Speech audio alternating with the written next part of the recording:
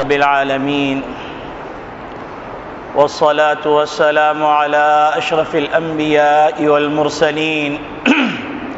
وخاتم النبيين محمد وعلى آله وصحبه ومن تبعهم بإحسان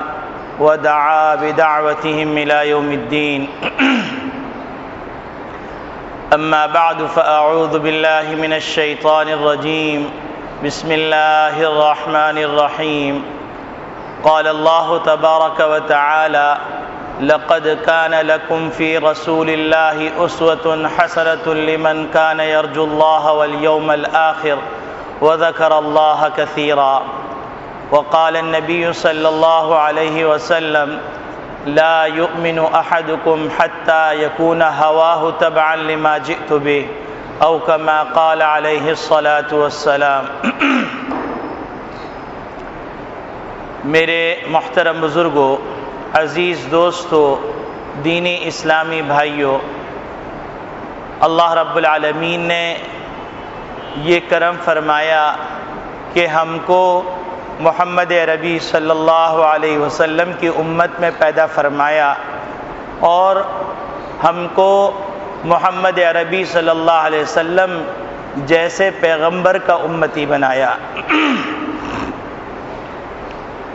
نبی اکرم صلی اللہ علیہ وسلم کا ذکر مبارک بلا شبہ نہایت ہی سعادت کا باعث ہے. بلا شبہ نبی کریم صلی اللہ علیہ وسلم کے ذکر مبارک سے انسان کی ارواح کو تازگی نصیب ہوتی ہے. بلا شبہ جو محفلیں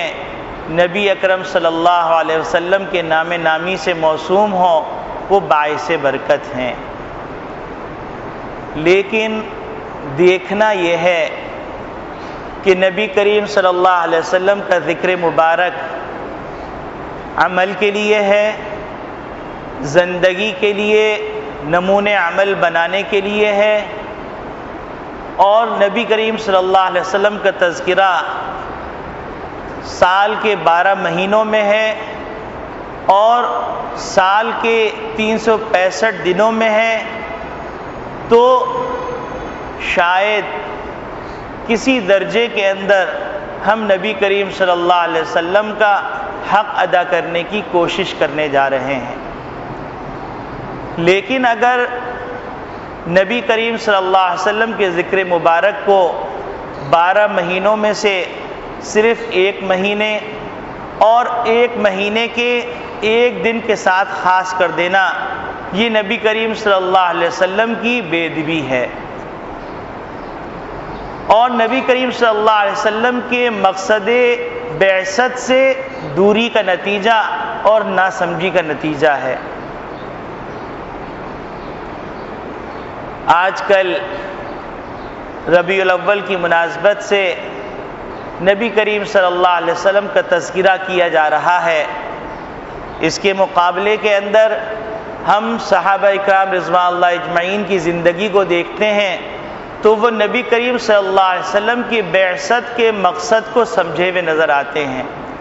وہ یہ جانتے ہوئے نظر آتے ہیں کہ نبی کریم صلی اللہ علیہ وسلم کی بعثت چند رسمی مظاہر کا نام نہیں ہے، بلکہ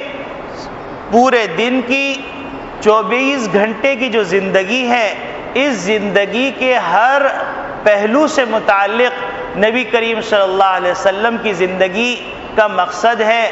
اور بعثت کا مقصد ہے. اس مقصد کو سمجھ کر اگر صبح سے شام تک نبی کریم صلی اللہ علیہ وسلم کی احادیث کا تذکرہ ہو رہا ہو، نبی کریم صلی اللہ علیہ وسلم کی سنتوں کا تذکرہ ہو رہا ہو، نبی کریم صلی اللہ علیہ وسلم کی پسند ناپسند کا تذکرہ ہو رہا ہو اور زندگی کا حصہ بنا ہوا ہو، تو نبی کریم صلی اللہ علیہ وسلم کی بعثت کے مقصد کو سمجھ لیا گیا. لیکن اگر ایسا نہیں تو پھر ہم نے نبی کریم صلی اللہ علیہ وسلم کی لائی ہوئی شریعت کو اور نبی کریم صلی اللہ علیہ وسلم کی تشریف آوری کو ایک عام کتاب کی طرح، ایک عام شخصیت کی طرح، ایک عام قائد کی طرح سمجھ لیا ہے اور کوئی خاص دن مخصوص کر کے اس میں تذکرہ کر دیا جائے اور اس کے بعد بے خبری۔ لیکن صحابہ کرام رضوان اللہ اجمعین نے ایسا نہیں کیا۔ صحابہ کرام رضوان اللہ اجمعین اٹھتے بیٹھتے نبی کریم صلی اللہ علیہ وسلم کی اداؤں کو اپنانے کی کوشش فرماتے۔ آپ اس سے اندازہ فرمائیے کہ ایک موقع پر ایک صحابی کو معلوم ہوا کہ نبی کریم صلی اللہ علیہ وسلم کی ایک حدیث ہے جو براہ راست ایک صحابی نے سنی ہے، اور وہ صحابی چونکہ یہ چھوٹے صحابہ تھے اور وہ بڑے صحابہ میں سے تھے، تو وہ صحابی نے سنا کہ 1500 میل کے فاصلے پر وہ صحابی رہتے ہیں، تو وہ مدینہ طیبہ سے سفر کا ارادہ کر کے روانہ ہوتے ہیں۔ 1500 میل طے کر کے ان صحابی کی خدمت میں حاضر ہوتے ہیں جو کبار صحابہ میں سے تھے، اور ان سے دریافت کرتے ہیں کہ کیا نبی کریم صلی اللہ علیہ وسلم سے آپ نے یہ والی حدیث سنی؟ تو انہوں نے کہا ہاں، اور انہوں نے کہا کہ آپ ذرا سا اس کو بیان فرما دیجئے۔ انہوں نے وہ حدیث بیان کی، اور ان صحابی نے حدیث سنی، یاد کیا، اور پھر اس کے بعد روانہ ہونے کا ارادہ کیا۔ تو ان صحابی نے کہا کہ آپ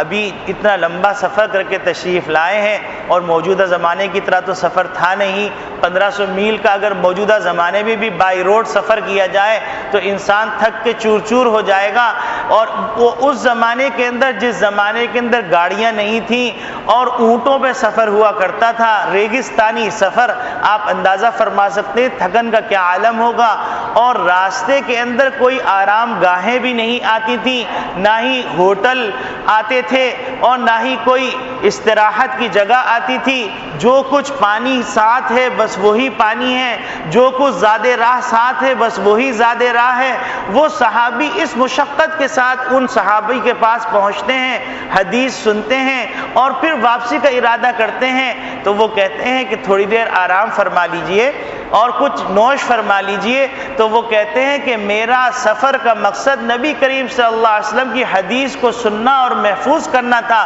میں نہیں چاہتا کہ اس کے ساتھ کوئی دنیاوی غرض شامل ہو جائے۔ تو آپ اندازہ فرمائیے کہ صحابہ کرام رضوان اللہ اجمعین نے نبی کریم صلی اللہ علیہ وسلم کی بعثت کے مقصد کو سمجھا، اور اس مقصد کو سمجھنے کے نتیجے کے اندر آپ کو کہیں نظر نہیں آئے گا کہ کسی صحابی نے اپنے گھر میں عید میلاد النبی میلاد رکھی ہو اور اس کے اندر درود و سلام زور زور سے پڑھا جا رہا ہو، اور 12 مہینوں کے اندر ایک مہینہ اور ایک مہینے کے 30 دنوں میں ایک دن اس کا انعقاد کر کے اور پھر بھول گئے ہوں۔ صحابہ کرام رضوان اللہ اجمعین نے نبی کریم صلی اللہ علیہ وسلم کی بعثت کے مقصد کو سمجھا، اور سمجھنے کے بعد انہوں نے نبی کریم صلی اللہ علیہ وسلم کے اقوال کو بھی محفوظ کیا، افعال کو بھی محفوظ کیا، اور نبی کریم صلی اللہ علیہ وسلم کی تقریرات کو بھی محفوظ کیا، اور صرف یہی نہیں کہ محفوظ کیا بلکہ دنیا کے گوشے گوشے کے اندر پہنچانے کا اہتمام بھی کیا۔ تو معلوم ہو جاتا ہے کہ نبی کریم صلی اللہ علیہ وسلم کے مقصد کو اگر سمجھا جائے تو اس مقصد کے سمجھنے کے بعد اظہار محبت کے لیے چند رسمی مظاہروں کی ضرورت نہیں ہے، جلوس نکالنے کی ضرورت نہیں ہے، کسی محفل کے انعقاد کی ضرورت نہیں ہے۔ روزمرہ زندگی کے اندر مذاکرہ ہو رہا ہے، روزمرہ زندگی کے اعمال کے اندر اس کو جگہ دی جا رہی ہے، تو نبی کریم صلی اللہ علیہ وسلم کی محبت کا حق ادا کرنے کی کوشش کی جا رہی۔ اس کے مقابلے میں ہم کو اگر دیکھیں اور صحابہ کرام رضوان اللہ اجمعین کو دیکھیں تو بڑا واضح فرق نظر آتا ہے کہ صحابہ کرام رضوان اللہ اجمعین کی زندگی نبی کریم صلی اللہ علیہ وسلم کی زندگی کی تصویر تھی، اور ہماری زندگی نبی کریم صلی اللہ علیہ وسلم کی زندگی سے بہت دور۔ نہ ہماری حرکات ایسی، نہ ہمارے افعال ایسے، نہ ہمارے اقوال ایسے، نہ ہماری ادائیں ایسی، لیکن محبت کے دعوے کے اندر ہم آسمان کی قلابیں ملا رہے ہیں، اور وہ تمام قلابیں ملانے کے باوجود دل محبت سے خالی ہے۔ اور اس کی دلیل کیا ہے؟ اگر دل محبت سے پر ہوتا تو یقیناً ہماری زندگی نبی کریم صلی اللہ علیہ وسلم کی زندگی سے تعبیر ہوتی، نبی کریم صلی اللہ علیہ وسلم کی سیرت سے تعبیر ہوتی، ہمارے معاملات نبی کریم صلی اللہ علیہ وسلم جیسے معاملات ہوتے، ہماری معاشرت نبی کریم صلی اللہ علیہ وسلم کی معاشرت جیسی ہوتی، ہمارے اخلاق نبی کریم صلی اللہ علیہ وسلم جیسے اخلاق ہوتے۔ اب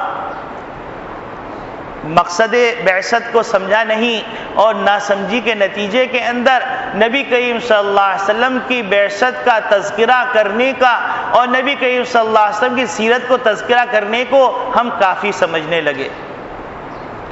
اور چلیے اگر اسی پہ قناعت ہو جاتی تو کوئی حرج کی بات نہیں تھی، آدمی کچھ تھوڑی دیر کے لیے آنکھیں بند کر لیتا، لیکن اگر اس کے اندر قباحتیں جمع ہو جائیں، اس کے اندر بدعات جمع ہو جائیں، اس کے اندر خرافات جمع ہو جائیں اور اس کے اندر ایسی چیزیں جمع ہو جائیں جن چیزوں کو نبی کریم صلی اللہ علیہ وسلم مٹانے آئے تھے، جن چیزوں کو نبی کریم صلی اللہ علیہ وسلم ختم کرنے آئے تھے، جن چیزوں کی خلاف نبی کریم صلی اللہ علیہ وسلم اعلان جنگ کرنے آئے تھے، وہ چیزیں اگر نبی کریم صلی اللہ علیہ وسلم کے نام نامی میں داخل ہو جائیں تو بڑی فکر کی بات ہو جاتی ہے۔ اب آپ دیکھیے کہ اگر ایک جلسے کا انعقاد اس لیے کیا جا رہا ہے کہ نبی کریم صلی اللہ علیہ وسلم کا تذکرہ کیا جائے گا اور نبی کریم صلی اللہ علیہ وسلم کے تذکرے کے بعد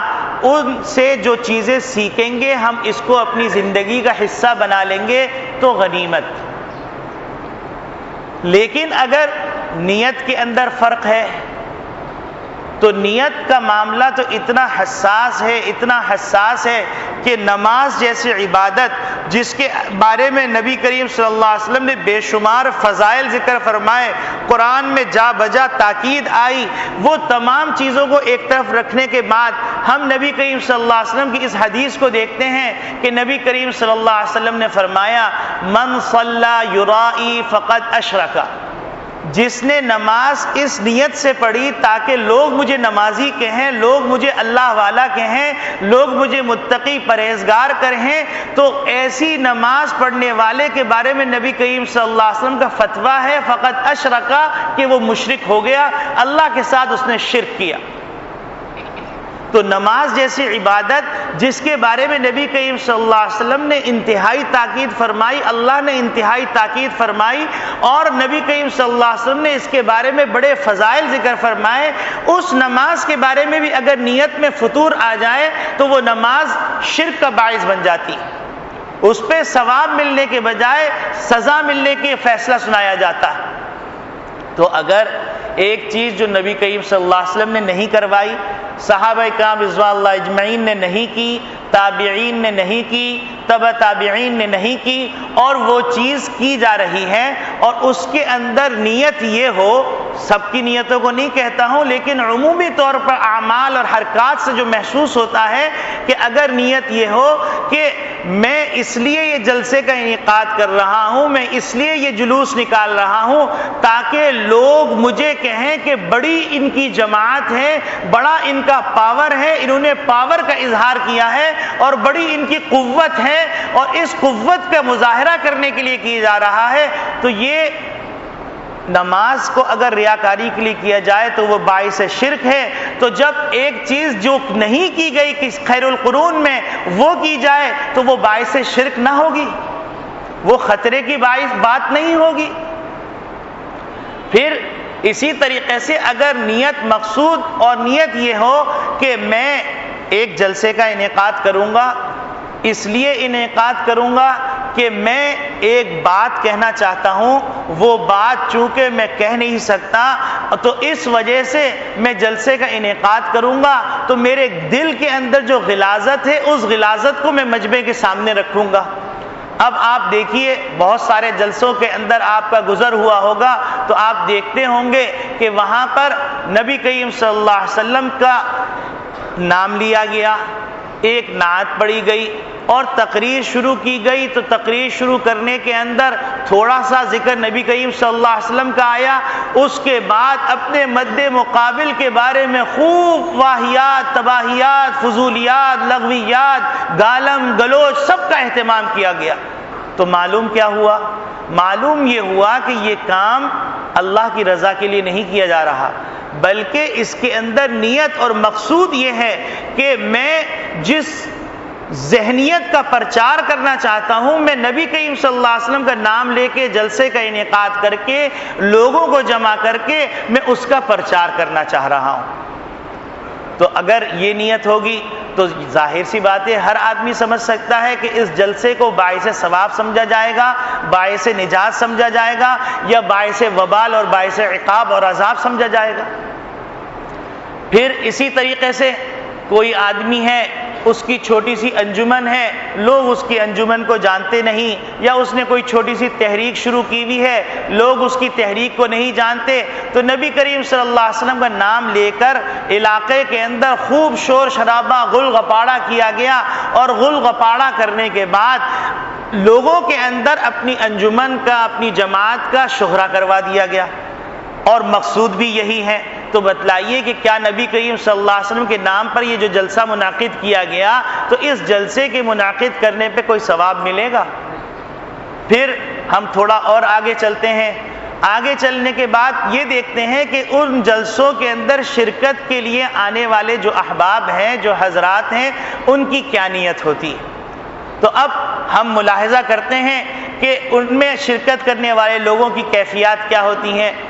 کسی صاحب سے معلوم کیا گیا تو بھائی میں اس لیے اس میں آیا ہوں کیونکہ میرے دوست نے، میرے تعلق دار نے یہ جلسے کا انعقاد کیا تھا، اگر میں نہیں آتا وہ ناراض ہوتا، میرے روزانہ کا کاروبار کا معاملہ ہے، اس کے ساتھ لین دین ہے اور دیگر مراسم ہیں، شادی بیاہ کی تقریبات میں شرکتیں ہوتی ہیں، رشتے لیتے دیتے ہیں، تو ظاہر سی بات ہے ہماری مجبوری ہے، اس نے کیا، ہم آ گئے۔ تو وہاں پر مقصود یہ نہیں ہے کہ ہم وہاں سے کچھ سیکھ کے جائیں گے، بلکہ مقصود یہ ہے کہ دوست کی رضامندی۔ اور اگر اس کو دوسرے اینگل سے، دوسرے انداز سے پرکھنا ہے تو اگر کوئی آدمی اس میں شرکت نہ کرے تو اس کو ملامت نہیں کرنی چاہیے، لیکن ملامت کی جا رہی ہے کہ میاں آپ نہیں آئے، آپ کے گھر کے اندر ایسی تقریب ہو رہی تھی اور آپ نہیں آئے، تو کل سے ہمارے کوئی تعلقات نہیں آپ کے، آپ وہابی ہو گئے، آپ جو گستاخ رسول ہو گئے۔ اب آپ بتلائیے کہ اگر یہ نیک نیتی سے کام کیا گیا تھا تو اس میں اتنی ناراضگی اور ناگواری کی کیا بات؟ دوسرے نمبر پر بعض شرکا سے معلوم کیجئے تو کیوں شریک ہوئے؟ بھائی ہم اس لیے شریک ہوئے کہ اس میں ایک مقرر صاحب آتے ہیں جو بڑی شعلہ بیان تقریر کرتے ہیں، تو ان کا انداز ہم کو بڑا پسند ہے، بڑا پیارا خطبہ گا گا کر اور لہلہا کر بڑا تھرک تھرک کے بات کرتے ہیں، تو ان کا انداز ہم کو اچھا لگتا ہے، ہمیں پتہ چلا کہ وہ مقرر صاحب اس میں آ رہے تھے، اس لیے ہم آ گئے۔ اب یہاں پر بھی دیکھیے کہ شرکا کی نیت کیا ہے۔ تیسرے فرد کے پاس جائیے، معلوم کیجئے کہ آپ کیوں شریک ہوئے؟ بھائی میں تو اس لیے شریک ہوا کہ میں بیٹھا ہوا تھا، گھر میں کوئی کام نہیں تھا اور بور ہو رہا تھا اور لائٹ بھی گئی ہوئی تھی، اس لیے میں آ گیا کہ جب تک لائٹ آئے گی اس وقت تک جو ہے میں جلسے میں بیٹھا رہوں گا، لوگ ہوں گے، ہلہ گلہ ہوگا، پینا پلانا چلے گا، کچھ کھا لیں گے، کچھ پی لیں گے، کچھ اہتمام ہو جائے گا، میں اس لیے آ گیا کہ تاکہ تھوڑا وقت پاس ہو جائے۔ اب آپ سوچئے تیسرا شریک ہے، اس تیسرے شریک کی نیت اس لیے ہے کہ وقت گزاری کے لیے میں آ رہا ہوں۔ نبی کریم صلی اللہ علیہ وسلم کی بعثت جو ہو رہی ہے وہ ایک مقصد، ایک اعلیٰ مقصد کے لیے ہو رہی ہے، اور نبی کریم صلی اللہ علیہ وسلم کے اتنے بلند مقام کو ہم کہاں لا کے کھڑا کر رہے ہیں اور کس مقام پر لا کے کھڑا کر رہے ہیں کہ لوگ اس کو ثانوی، ثالثی، رابعی درجہ دے کر اس میں شرکت کرنے آ رہے ہیں کہ چلیے میاں وقت پاس ہو جائے گا، لہٰذا ہم اس میں شرکت کرنے آ گئے۔ اسی طریقے سے آپ بعض شرکا سے معلوم کیجئے کہ بھائی کیوں آئے؟ بھائی میں کیا کرتا، مجھ سے چندہ لیا گیا تھا، زبردستی چندہ لیا گیا تھا، اب مجھے چیف گیسٹ بنایا گیا ہے، میں نے چندہ دیا ہے، میں نہ آتا تو یہ کیسے تقریب منعقد ہوتی، تو اس لیے میں اس میں شرکت کرنے آ رہا ہوں۔ تو یہ تو ہو گیا شرکا کا حال۔ اب ہم چلتے ہیں کہ نبی کریم صلی اللہ علیہ وسلم کے نام پر جس جلسے کا انعقاد کیا جاتا ہے، اس جلسے کے انعقاد کے اندر کیا نبی کریم صلی اللہ علیہ وسلم کی سنتوں کو زندہ کیا جاتا ہے یا کوئی قباحتیں اس کے اندر جمع ہو جاتی ہیں، بدعات اور خرافات جمع ہو جاتی ہیں؟ تو آپ دیکھیے کہ جلسے کا انعقاد ہو رہا ہے، جلسے کا انعقاد ہو رہا ہے اور اس جلسے کے انعقاد کے لیے چندہ کیا جا رہا ہے جبری۔ اب جبری کی جتنی بھی صورتیں ہیں وہ صورتیں آپ ملاحظہ فرما لیجئے جو ہمارے معاشرے کا حصہ ہیں، چاہے حتیٰ کہ علماء نے تو یہاں تک لکھا ہے کہ اگر کوئی آدمی اپنے عہدے کی بنیاد پر کسی سے زکوٰۃ وصول کرتا ہے تو ایسے شخص کی زکوٰۃ لینا ناجائز ہے، یعنی اپنے عہدے اور پاور روب سے کسی سے زکوٰۃ مانگتا ہے تو وہ زکوٰۃ لینا ناجائز ہے، تو پھر ایک نہ صدقہ نہ تبرع نہ کچھ اس کو جبریہ طور پہ مانگنا وہ کیسے جائز ہو سکتا ہے؟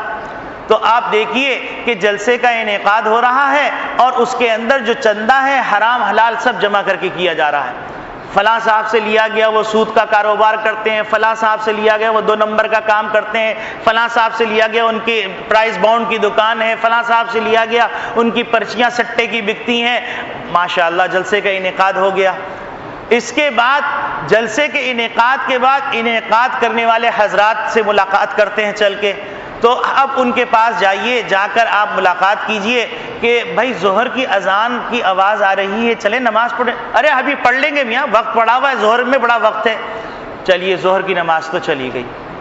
اب اس کے بعد عصر کا وقت آیا، ارے بھائی ابھی تو فائنل ٹچنگ دینی ہے، مجھے پورے جلسے کے انتظامات کو مکمل کرنا ہے، حضور کے نام پر ہو رہا ہے، ابھی نماز پڑھ لیں گے یار، کیا جلدی کیا ہو رہی ہے؟ چلیے عصر کی نماز بھی چلی گئی۔ اس کے بعد مغرب کی نماز، اس لیے کہ اب نعت خواں آ گئے ہیں، نعت خوانی شروع ہو گئی ہے، تو اس وقت مغرب کی نماز کیسے چھوڑ کے، میں اسٹیج سیکرٹری ہوں، میں منتظم ہوں، میں کیسے اس کو چھوڑ کے جا سکتا ہوں؟ تو چلیے مغرب کی نماز بھی چلی گئی۔ اب عشاء کے لیے تو فجر تک کا وقت ہے، جلسہ ختم ہو جائے گا، اس کے بعد عشاء پڑھ لیں گے، اس میں کیا پریشانی کی بات۔ بہرحال جلسہ شروع ہوا، اور جلسہ شروع ہونے کے بعد اس کے اندر ظہر گئی، عصر گئی، مغرب گئی، اور عشاء کو فجر سے پہلے پڑھنے کی نیت پر بھی چھوڑ دیا گیا۔ اب جلسہ چل رہا ہے، جلسے کے اندر نبی کریم صلی اللہ علیہ وسلم کا تذکرہ آٹے میں نمک کے برابر، باقی اپنے مد مقابل پر توپ کے دہانے کھول دیے گئے اور بمباری ہو رہی ہے زبردست، اور نبی کریم صلی اللہ علیہ وسلم کے نام نامی پہ ہو رہی ہے، اور بہتان لگانا اور اسی طریقے سے جھوٹ بولنا، مغلظات بکنا، واہیات فضولیات کہنا، یہ سب نبی کریم صلی اللہ علیہ وسلم کے نام پر ہو رہا ہے۔ پھر نمبر 2، جلسہ منعقد کر دیا گیا۔ اب جلسے کے اندر شرکت کرنے جو لوگ آئے ہیں وہ ہیں 15-20، اور یہ 15-20 لوگ ہیں، لیکن ڈیگ اتنا بڑا، کیونکہ پیسے اچھے جمع ہو گئے تھے تو لہذا بڑا ڈیگ لے کے آئے، بڑا مائکروفون لے کے آئے، مکسچر مشین بڑی لے کے آئے جس کے اندر ایکو وغیرہ بھی ہو سکتا ہے، زبردست انتظام کیا گیا۔ اب تقریر شروع ہوئی یا نعت شروع ہوئی، اتنا شور شرابہ کہ جہاں تک اس کی آواز پہنچ سکتی ہے وہاں تک نہ بیمار آرام کر سکتا ہے، نہ ضعیف آرام کر سکتا ہے، نہ بچے آرام کر سکتے ہیں، نہ محلے کے اندر کوئی کچھ بول سکتا ہے، ان سے کون بولے، ان کے بولنے کے نتیجے میں فساد ہو جائے گا۔ لہٰذا ایک اور کام ہو رہا، نبی کریم صلی اللہ علیہ وسلم کے نام پر ایذائے مسلم ہو رہا۔ پھر اسی جلسے کے اندر ہم تھوڑا آگے بڑھتے ہیں، آگے بڑھنے کے بعد ہم دیکھتے ہیں کہ نبی کریم صلی اللہ علیہ وسلم کے نام پر جلسہ منعقد کیا گیا ہے۔ نبی کریم صلی اللہ علیہ وسلم تو فرما رہے ہیں کہ عورت کو نماز اپنے گھر میں پڑھنی چاہیے، اور اگر گھر میں پڑھ رہی ہے تو اچھا تو یہ ہے کہ وہ صحن کے بجائے اندر کے کمرے میں پڑھے، اور اگر گھر کے اندر کے کمرے میں پڑھ رہی ہے اور اس سے اندر جگہ موجود ہے تو عورت اس سے اندر جا کے نماز پڑھے۔ لیکن یہاں پر نبی کریم صلی اللہ علیہ وسلم کے نام نامی لیا جا رہا ہے، اور بڑی آزادانہ مرد و زن کا اختلاط ہو رہا ہے، سب جو ہے بہن بھائی ہیں، لہٰذا اس میں کوئی حرج کی بات نہیں ہے، اللہ اور اللہ کے رسول کے نام پر جمع ہوئے تو کوئی فتنے کا خوف نہیں ہے، لہذا مرد و زن کا آزادانہ اختلاط ہو رہا اور ہم بے فکر ہیں۔ پھر تھوڑا سا آگے بڑھیے، آگے بڑھنے کے بعد نبی کریم صلی اللہ علیہ وسلم نے پردے کا کہا، پردے کا اہتمام نہیں ہو رہا ہے، جلوس نکل رہا ہے، اس کے اندر پردے کا خیال نہیں کیا جا رہا ہے۔ اور پھر نبی کریم صلی اللہ علیہ وسلم تو فرما رہے ہیں کہ بھائی موسیقی اور رقص و سرور کی محفلیں مجھے پسند نہیں ہیں، بلکہ میری بعثت کا مقصد ہی یہی ہے کہ موسیقی کو ختم کر دوں اور میوزیکل انسٹرومنٹس کو توڑ ڈالوں، میں اسی لیے آیا ہوں۔ لیکن نبی کریم صلی اللہ علیہ وسلم کی نعت پڑھی جا رہی ہے، بڑے اچھے اچھے لشکارے دار میوزک کے ساتھ کہ تصور کرنا مشکل ہو رہا ہے کہ یہ نبی کریم صلی اللہ علیہ وسلم کی شان میں کوئی قصیدہ پڑھا جا رہا ہے یا کوئی انڈین گلوکارہ یا گلوکار گا رہا ہے، یہ فیصلہ کرنا مشکل ہو رہا ہے، اور ہو رہا ہے نبی کریم صلی اللہ علیہ وسلم کے نام نامی پر۔ پھر اس کے بعد ایذائے مسلم ہو گیا، نماز کا نقصان ہو گیا، رقص و سرور کے انداز میں کرنا شروع ہو گیا۔ پھر ایک نئی چیز پیدا ہو گئی کہ صحابہ کرام رضوان اللہ اجمعین جو نبی کریم صلی اللہ علیہ وسلم کی محبت سے سرشار تھے، ان کو کبھی ایسا وجد نہیں آیا کہ وہ ناچنے لگے۔ اب نبی کریم صلی اللہ علیہ وسلم کی محفل میں ایک صاحب کھڑے ہوئے، وہ ناچنا شروع ہو گئے، بھائی ان کو حال آ گیا، وجد آ گیا، اور دوسرے صاحب کھڑے ہوئے وہ ناچنا شروع ہو گئے، تیسرے صاحب کھڑے ہو گئے وہ ناچنا شروع ہو گئے، چوتھے صاحب کھڑے ہوئے، بھائی یہ حضور صلی اللہ علیہ وسلم کے نام پر محفل ہو رہی ہے، کوئی ڈانس پروگرام ہے، ڈانس پارٹی ہے، پگڑی باندھے ہوئے ہیں، داڑھی رکھی ہوئی ہے، اور وجد آ گیا لہذا ناچ رہے ہیں۔ اور وجد کے عالم میں ناچنا چونکہ وہ غیر اختیاری چیز ہے، مجذوب پہ احکامات نہیں آتے، لہذا یہ مجذوب ہو گئے۔ ذرا سا کان میں جا کے چپکے سے ایک بزرگ کے سامنے ایک صاحب ایسی حرکتیں کر رہے تھے تو بزرگ نے کان میں جا کے کہہ دیا میاں آپ کی رومالی پھٹی ہوئی، تو اس کے بعد سے ان کا وجد ختم ہو گیا۔ تو یہ اس قسم کی نازیبا حرکتیں اور ایسی حرکتیں یہ سب نبی کریم صلی اللہ علیہ وسلم کے نام نامی پہ کی جا رہی ہیں۔ یہ کیا نبی کریم صلی اللہ علیہ وسلم کی بے ادبی نہیں ہے؟ کیا یہ نبی کریم صلی اللہ علیہ وسلم کی گستاخی نہیں ہے؟ نبی کریم صلی اللہ علیہ وسلم کی بعثت کا مقصد یہ رسم و رواج کے لیے تھوڑی تھا کہ چند مظاہر کر لیے جائیں اور بس۔ یہ اگر کوئی آدمی یہ سمجھتا ہے کہ نبی کریم صلی اللہ علیہ وسلم کسی بڑے قائد کی طرح ایک قائد ہیں تو بڑی غلط فہمی میں پڑا ہوا ہے۔ بھائی دنیا کے اندر اگر کوئی بڑا قائد ہے کہ کسی نے ملک بنا دیا، کسی نے قوم کو ترقی دے دی، کسی نے کوئی اور ترقیاتی کام کر دیا، کوئی سائنسی ایجاد کر دی، وہ قائد اس کے لیے کوئی خاص دن منا رہے ہیں تو اس کی ایک وجہ آپ یہ کہہ سکتے ہیں کہ اس کی زندگی کے اندر بس وہی ایک گوشہ ہے جو ہائی لائٹ کرنے کے قابل ہے۔ لیکن نبی کریم صلی اللہ علیہ وسلم کی زندگی کے بارے میں اللہ رب العالمین فرما رہے ہیں کہ نبی کریم صلی اللہ علیہ وسلم کا سونا، نبی کریم صلی اللہ علیہ وسلم کا جاگنا، نبی کریم صلی اللہ علیہ وسلم کا کھانا، نبی کریم صلی اللہ علیہ وسلم کا پینا، نبی کریم صلی اللہ علیہ وسلم کا شادی کرنا، نبی کریم صلی اللہ علیہ وسلم کا روزہ رکھنا، نبی کریم صلی اللہ علیہ وسلم کے فیصلے کرنا، نبی کریم صلی اللہ علیہ وسلم کی تجارت کرنا، نبی کریم صلی اللہ علیہ وسلم کا زراعت کرنا، نبی کریم صلی اللہ علیہ وسلم کی اجرت پہ ملازم رکھنا، نبی کریم صلی اللہ علیہ وسلم کا خود مزدوری کرنا، نبی کریم صلی اللہ علیہ وسلم کی معاشرت، نبی کریم صلی اللہ علیہ وسلم کے معاملات، نبی کریم صلی اللہ علیہ وسلم کے اخلاق، نبی کریم صلی اللہ علیہ وسلم کے کردار، نبی کریم صلی اللہ علیہ وسلم گفتار۔ زندگی کا کوئی پہلو ایسا نہیں ہے جو نمونے عمل نہ ہو۔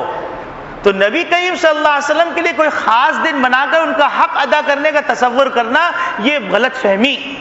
یہ ہمارے اندر اگر غور کیا جائے، انصاف کی نگاہ سے دیکھا جائے تو ہم کو نظر آتا ہے کہ یہ چند ہندوؤں سے، چند عیسائیوں سے یہ چیز ہمارے اندر منتقل ہو گئی۔ مسلمانوں نے دیکھا کہ عیسائی دن منا رہے ہیں کرسمس کا 25 دسمبر کا، تو لہذا 25 دسمبر کے اعتبار سے انہیں خوشیاں منانے، اس میں خرافات دیگر چیزیں جمع کی گئی۔ تو اسی طریقے سے ایک بادشاہ نے یہ فیصلہ کیا 700 سال بعد کہ ہم بھی ایسا دن منائیں گے، اور جب دن منایا تو آج نوبت یہاں تک آ گئی۔ اور یہ سب کچھ ہو رہا ہے، اس کے اوپر افسوس بالائے افسوس یہ کہ دلائل وہ دیے جا رہے ہیں جو دلائل نبی کریم صلی اللہ علیہ وسلم سے منقول نہیں۔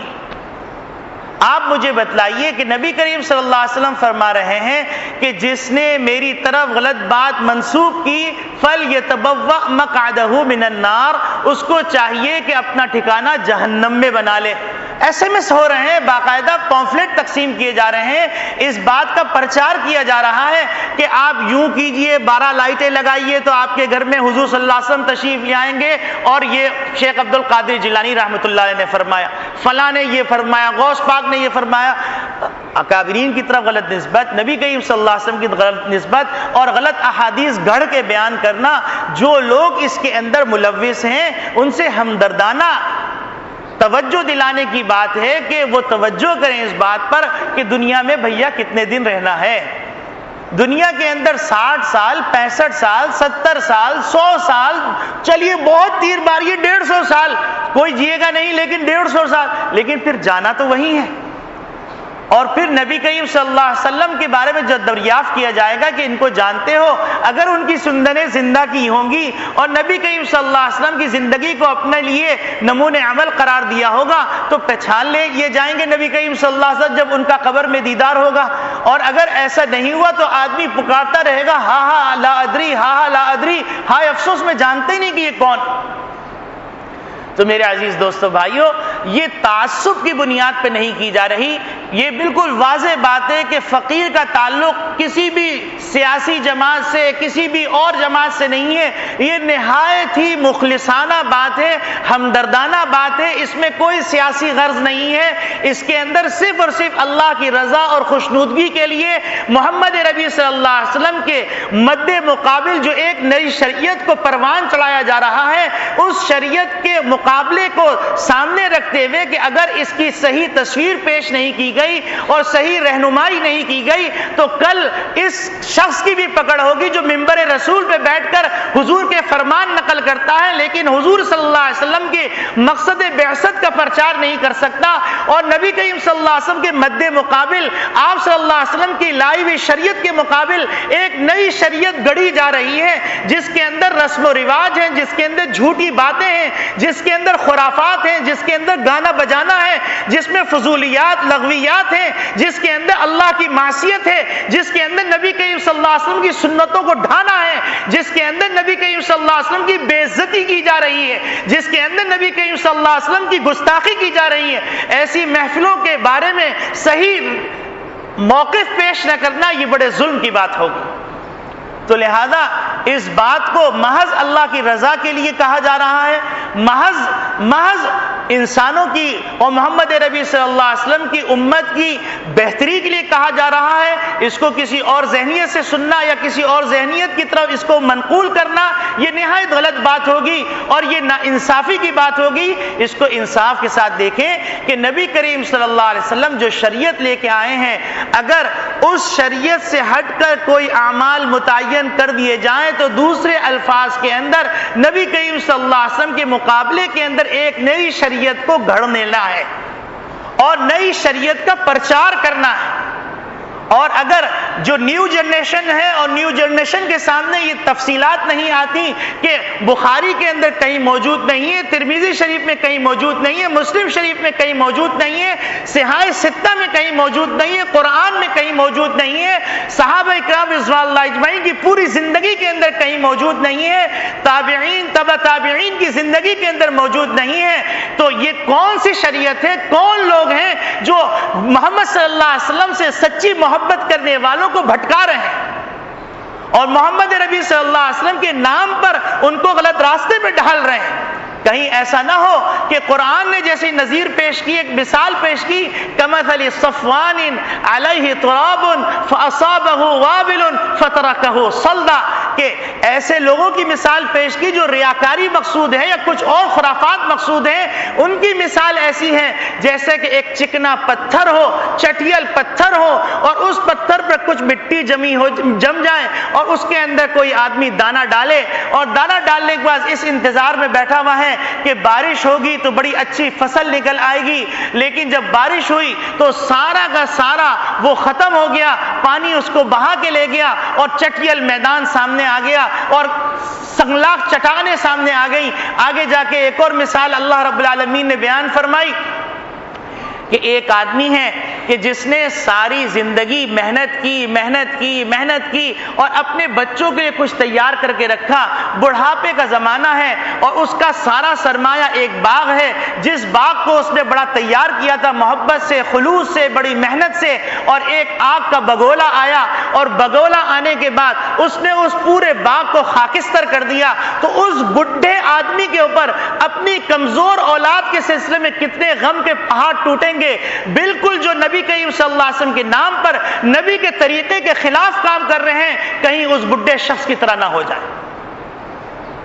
تو میرے عزیز دوستو بھائیوں، یہ فکر کی بات ہے، یہ کوئی مذاق کی بات نہیں ہے۔ نبی کریم صلی اللہ علیہ وسلم آپ سوچئے حضرت ابو بکر صدیق رضی اللہ تعالیٰ عنہ کے زمانے میں نبی کریم صلی اللہ علیہ وسلم پردہ فرما گئے ہیں اور ابو بکر صدیق رضی اللہ تعالیٰ عنہ خلیفہ مقرر ہوئے ہیں، اور حضرت عمر خطاب رضی اللہ تعالیٰ عنہ جیسے جلیل القدر صحابی، شجاعت والے، جذبات والے، حمیت والے، غیرت والے، ایک موقع ایسا آتا ہے کہ اس موقع پہ حضرت ابو بکر صدیق رضی اللہ تعالیٰ عنہ کا موقف ایک ہے، حضرت عمر خطاب رضی اللہ تعالیٰ عنہ کا موقف ایک ہے۔ حضرت عمر خطاب رضی اللہ تعالیٰ عنہ فرما رہے ہیں کہ ہم اس قوم کے خلاف کچھ کیسے کر سکتے ہیں جو قوم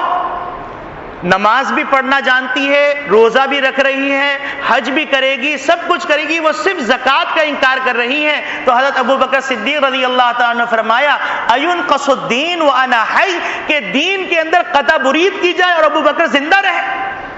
تو میرے عزیز دوستو بھائیو، یہ نازک معاملہ ہے، اور جس طریقے سے ہم عرصہ 10 سال کے اندر دیکھ رہے ہیں کہ خرافات جس تیزی سے پروان چڑھ رہے ہیں اور اس کی نئی نئی شکلیں آ رہی ہیں اور اس کے اندر جذباتیت کو دخل دیا جا رہا ہے اور باقاعدہ سیاسی رنگ دیا جا رہا ہے، مذہبی رنگ دیا جا رہا ہے، تو اس کے پس پردہ کچھ خطرناک عواقب ہیں۔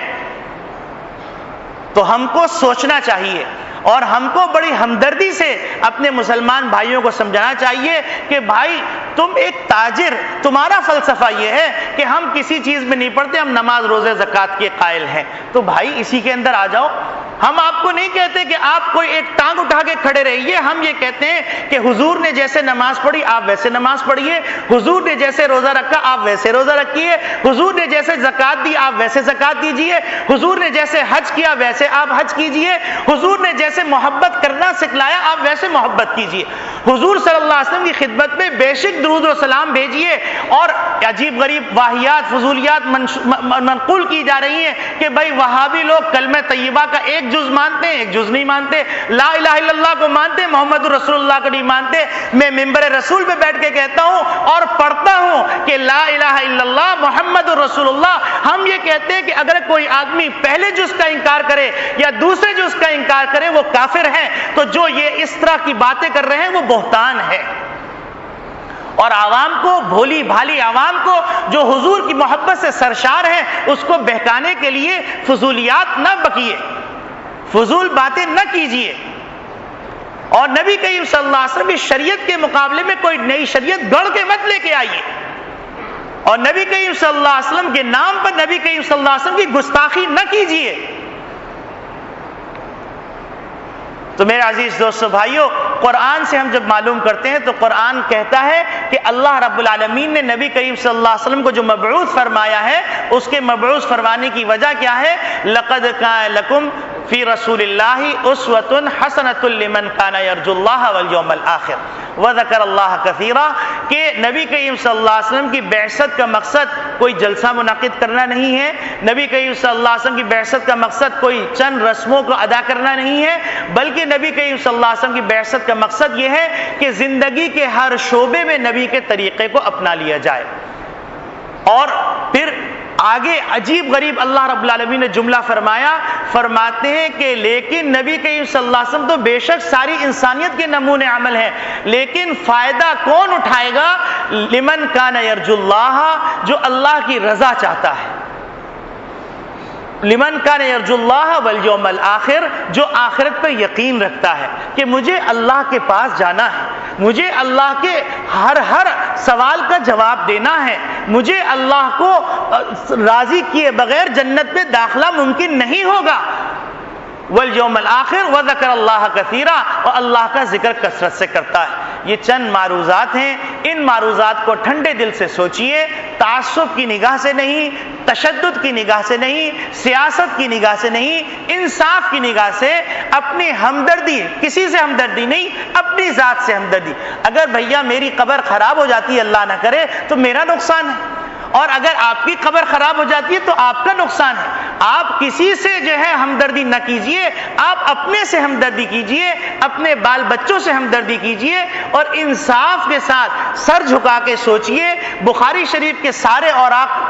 پلٹیے، اس کے اردو ترجمے میں چھپ چکے ہیں، اگر عربی نہیں آتی اردو ترجمے میں دیکھیے، ترمذی شریف میں دیکھیے، مسلم شریف میں دیکھیے، جو قرآن کی تشریح کرنے والی سیاہ ستہ ہیں اس میں دیکھیے، بہقی میں دیکھیے، اور مطالعہ کرنے کے بعد آپ یہ اپنے آپ کو سوچنے پہ مجبور پائیں گے کہ ہم بڑی جہالت میں پڑے ہوئے ہیں، ہم بڑی ظلمت میں پڑے ہوئے ہیں، ہم اپنی جانوں پر ظلم کر رہے ہیں۔ اللہ رب العالمین ہم سب کو ظلم سے محفوظ فرمائے اور ہم سب کو ایک دوسرے کا خیر خواہ بنائے، ایک دوسرے کی رواداری۔ اختلاف رائے کا حق ہے، اختلاف رائے محبت سے کیجئے، دلائل کی بنیاد پہ کیجئے، تشدد کی بنیاد پر اور فساد کی بنیاد پر، انتشار کی بنیاد پہ نہ کیجئے۔ آپ کو سمجھ نہیں آتی، علماء کے پاس بیٹھیے، علماء سے مذاکرات کیجئے، بات کیجئے، سمجھیے، اور خدا کے واسطے نبی کریم صلی اللہ علیہ وسلم کی شریعت کے مقابلے